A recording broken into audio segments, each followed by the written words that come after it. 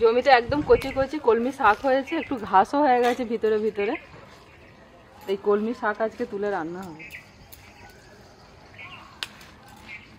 এত ঘাস হয়ে গেছে কলমি শাক দেখাই যাচ্ছে না।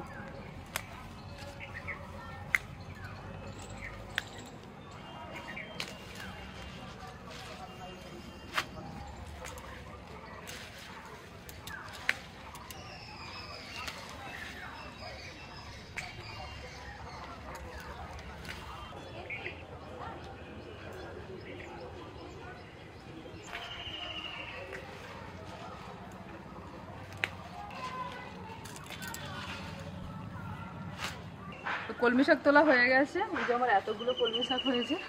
আর আজকে কলমি শাকের একটু চচ্চড়ি বানাবো, তো তার জন্য এই কলমি শাকগুলোই যথেষ্ট।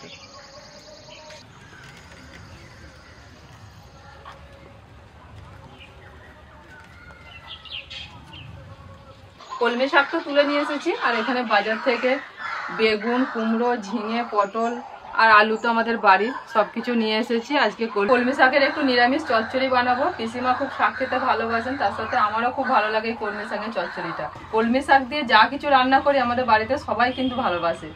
তো আজকে কলমি শাক তো হচ্ছে, আর তার সাথে আরো দুটো রান্না হচ্ছে। সয়াবিন ডিম দিয়ে একটা রান্না করব, আর একটা হচ্ছে তিল আর পোস্ত একসাথে বেটে বড়া বানাবো। এই তিনটে রান্না আজকে আপনাদের সাথে শেয়ার করছি। যা প্রচন্ড গরম, আর এই গরমে যে প্রতিদিন কি রান্না করব ভেবে পাচ্ছি না। আজকে যে রান্নাগুলো করছি একদমই হালকা রান্না, তো এগুলো গরমের জন্য খুবই উপযুক্ত। শীতকালে কি হয় বলুন তো, শীতকালে তো অনেক ধরনের সবজি পাওয়া যায়, আর ঠান্ডা ঠান্ডার সময়তে না সবকিছু রান্না কিন্তু করা যায় আর খেয়ে হজমও হয়ে যায়, কিন্তু গরমে সেটা সম্ভব হয় না। গরমে তো সবসময় একটু হালকা ফুলকা রান্না হলেই ভালো হয়। তো আপনাদের কাছে যদি সেরকম কোনো আইডিয়া থাকে রান্নার, আমাকে অবশ্যই কমেন্ট করে জানাবেন, আমি সেই রান্নাটা আপনাদেরকে শেয়ার করব। আজকে রান্নাবান্নাগুলো আমি একাই করব, মা অন্যদিন আমার সঙ্গে থাকেন। আজকে মা আসতে পারবেন না, তার কারণ পিসিমা একটা কাজে বাড়িতে বেরিয়েছেন। আর যতটুকুন টাইম আমি রান্নার কাছে থাকি না, ওই সময়টা পিসিমা বুবলুকে একটুখানি সামলান। বাকি সময়টা তো আমিই দেখি, শুধু এই রান্নার সময়টাই পিসিমা একটু বুবলুকে দেখেন, আমি খাইয়ে টাইয়ে দিয়ে আসি। আর আজকে পিসিমা যেহেতু একটু কাজে বেরিয়েছে, তাই মা বুবলুকে দেখছেন। আর বুবলু এখানে এসে না এত দুষ্টুমি করে, কথা শোনে না। মানে যতটুকুন আপনারা ভিডিওতে দেখেন, তার বাইরেও প্রচুর দুষ্টুমি করে। একদম এখানে বসে না, ওই রোদে রোদে ঘুরে বেড়ায়। আর যার কারণে তো কয়েকদিন আগে ওর খুব শরীর খারাপ করেছিল, পেট খারাপ করেছিল। তো পেট গরম হয়ে তারপরে জ্বর মতো হয়েছিল, সেই জন্য ওকে এখন এখানে আনাটা একটুখানি বন্ধ করেছে, একটু কম করছি আনাটা।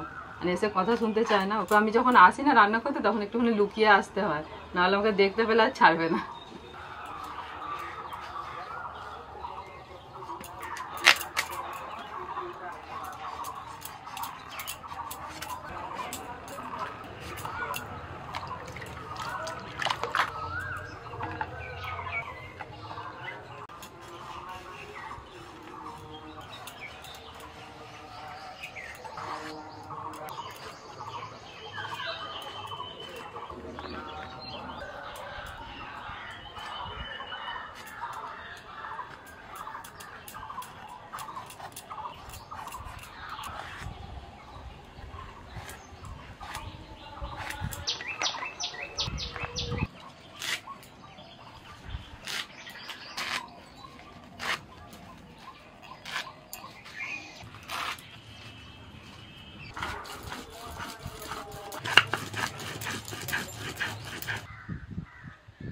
সাদা তিল আর পোস্ত একসাথে বেটে নিচ্ছি।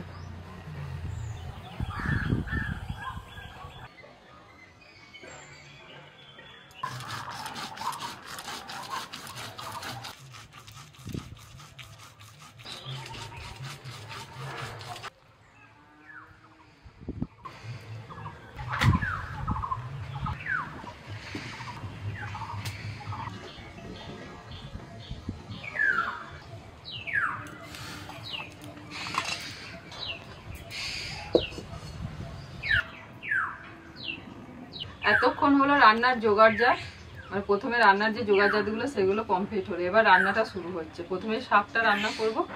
ডালের বড়ি নিয়েছি, ভেজে নিচ্ছি।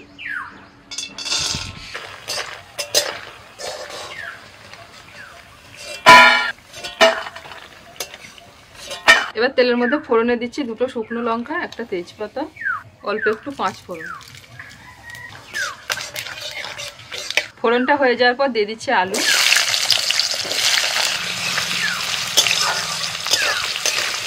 আলুর মধ্যে অল্প করে লবণ দিচ্ছি আর একটু হলুদ গুঁড়ো। আলুটা 5 মিনিট ভেজে নিয়ে এবার দিয়ে দিচ্ছি আমি কুমড়ো আর পটল।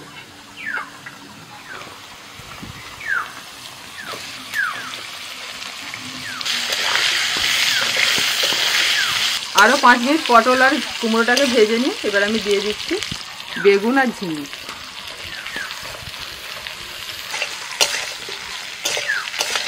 সব সবজিগুলো ভাজা হয়ে গেছে, দিয়ে দিচ্ছি 1 চামচ আদা বাটা, ধনে গুঁড়ো দিচ্ছি, জিরে গুঁড়ো, লঙ্কা গুঁড়ো, সামান্য একটু হলুদ গুঁড়ো আর একটু লবণ দিয়ে দিচ্ছি।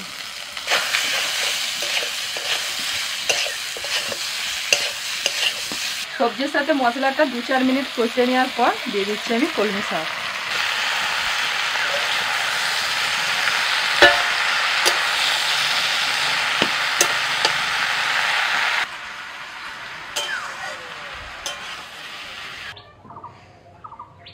শাকটা হয়ে গেছে, নামানোর আগে দিয়ে দিচ্ছি একটু চিনি আর দিচ্ছি ভাজা বড়ি।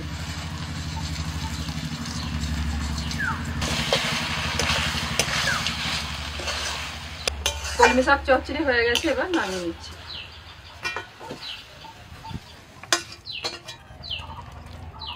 শাকটা হয়ে যাওয়ার পর আমি সয়াবিনটা সিদ্ধ করতে বসিয়ে দিয়েছিলাম, তো সিদ্ধ হয়ে গেছে। তেলের মধ্যে সামান্য একটু লবণ আর হলুদ দিয়ে দিয়েছি, এবার সিদ্ধ করা ডিমগুলো ছাড়িয়ে নিয়ে ভেজে নিচ্ছি।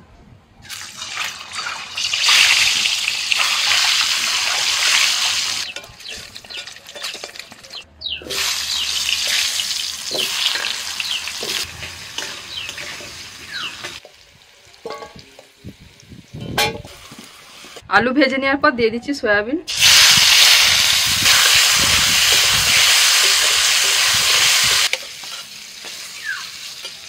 কড়াইতে আবার একটু তেল দিয়ে ফোড়নে দিচ্ছি তেজপাতা আর গোটা জিরে।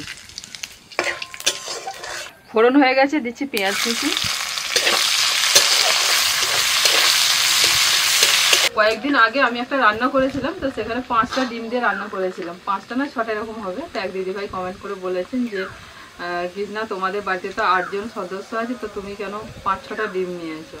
বুবলু আমাদের মানে বাড়ির একজন সদস্য, 8 জনের মধ্যেই পড়ে, কিন্তু বুবলু তো এখানে সব রান্না বান্না খেতে পারে না, তো যার জন্য বুবলুর ডিম সিদ্ধ বাড়িতে রাখা থাকে। আর আমার শ্বশুর মশাইও এখানে সব রান্না মানে ওনার একটু পেটের সমস্যার জন্য সব রান্না এখানে খান না, আলাদা করে ওনার জন্য বাড়িতে রান্না করে দেওয়া হয় এবং ডিম সেদ্ধ করে দেওয়া হয়।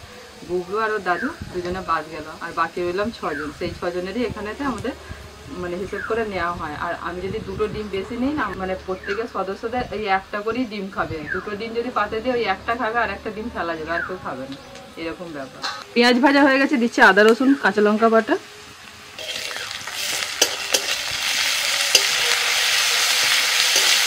আদা রসুন কাঁচা লঙ্কা ভাজা হয়ে গেছে, পরিমাণ মতো লবণ দিয়ে দিচ্ছি, ধনে গুঁড়ো, হলুদ গুঁড়ো, সামান্য একটু জল দিয়ে আমি মশলাটা কষিয়ে নিচ্ছি।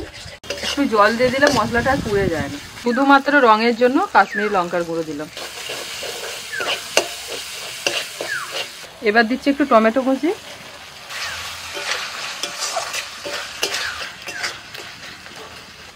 মশলা কষানো হয়ে গেছে, এবার আমি ভাজা আলু আর সয়াবিনটা দিয়ে দিচ্ছি।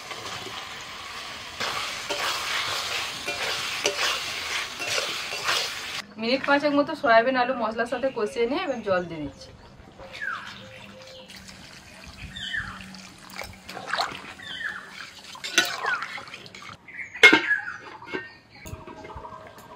এবার ভাজা ডিম দিয়ে দিচ্ছি, আলু অর্ধেক সিদ্ধ হয়ে গেছে।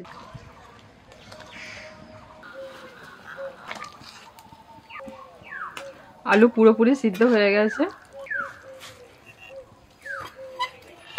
2টো রান্না হয়ে গেল, এবার এই তিলের বড়াটা ভেজে নিলেই হয়ে যাবে। এখানে পেঁয়াজ আর লঙ্কা কুচির মধ্যে সামান্য একটু লবণ মাখিয়ে দিয়েছিলাম যাতে পেঁয়াজটা নরম হয়ে যায়। আরও একটুখানি লবণ দিয়ে দিলাম, সামান্য পরিমাণে একটু দিচ্ছি হলুদ গুঁড়ো, আর খুব অল্প পরিমাণে দিচ্ছি একটু লাল লঙ্কার গুঁড়ো। সব কিছু ভালো করে মেখে নেব।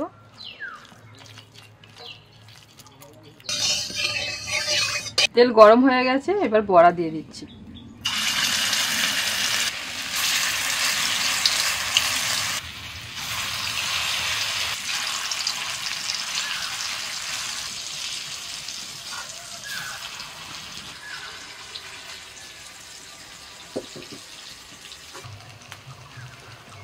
দু পিঠ উল্টে পাল্টে একটু লাল করে ভেজে নিয়েছি।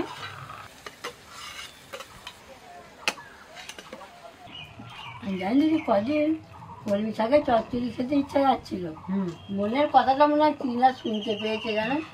আমারও তো মনে হচ্ছে একটু শাক ভাজা খাওয়া হচ্ছে, কলমি শাক একদিন চচ্চড়ি হলে ভালো হয়। হ্যাঁ কাজে হয়ে গেছে।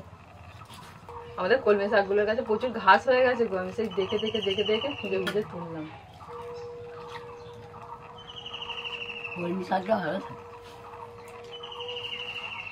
জল দেবে? হ্যাঁ জল দিয়েছিল, প্রথম জল দিয়েছিল। হ্যাঁ আগে শেষ ছিল তো।